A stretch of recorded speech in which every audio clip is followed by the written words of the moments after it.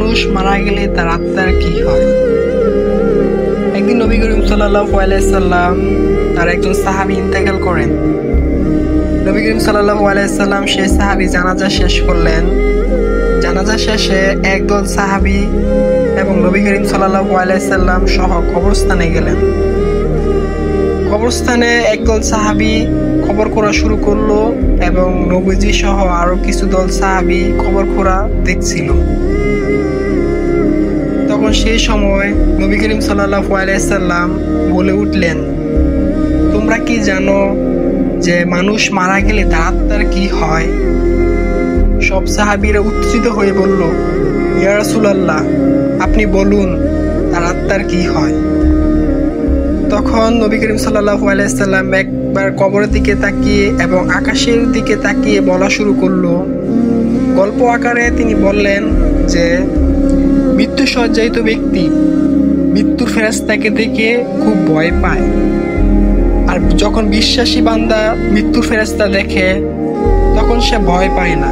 মৃত্যুর ফেরেশতা মৃত্যু সজ্জায়িত ব্যক্তিকে অভয় দেয়, অভয় দিয়ে বলেন যে এ আত্মা, তুমি আল্লাহ তাআলা ক্ষমা এবং আল্লাহ তাআলার রহমত পেতে চলে আসো। তখন ওই আত্মাটি, বিশ্বাসী আত্মাটি তার দেহ থেকে বেরিয়ে আসে কোনো কষ্ট ছাড়াই।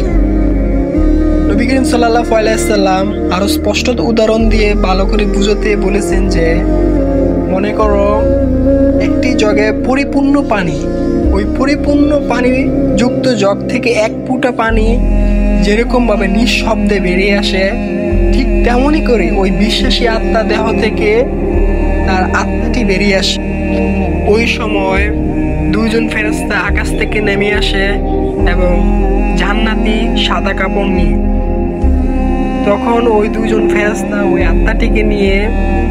আত্মাটিকে সাদা কাপড়ে মুড়িয়ে নিয়ে আকাশের দিকে চলে যায়।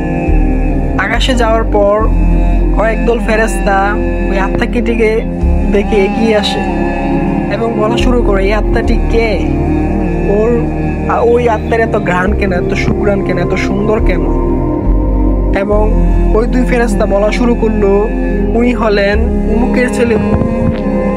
তারপর ফেরেশতাগণ আবার জিজ্ঞেস করলো, উনার আত্মা এত সুন্দর কেন? উনার আত্মা এত ঘ্রাণ কেন? আত্মা বহনকারী ফেরেশতাগণ তখন বলবেন, আমরা শুনেছি যে মানুষ নিচে বলা বলি করছে উনি একজন ভালো মানুষ ছিলেন, আল্লাহর বান্দা, অনেক দয়ালু, মানুষের অনেক উপকার করেছে। এটুকু বলে সাল্লাল্লাহু আলাইহি সাল্লাম তারপর সবার দিকে ভালো করে তাকিয়ে দৃষ্টি দিয়ে উনার কণ্ঠ একটু বাড়িয়ে বললেন, এ কারণেই বলছি, সাবধান, তোমরা কিন্তু কখনো মানুষের সাথে খারাপ ব্যবহার করবে না।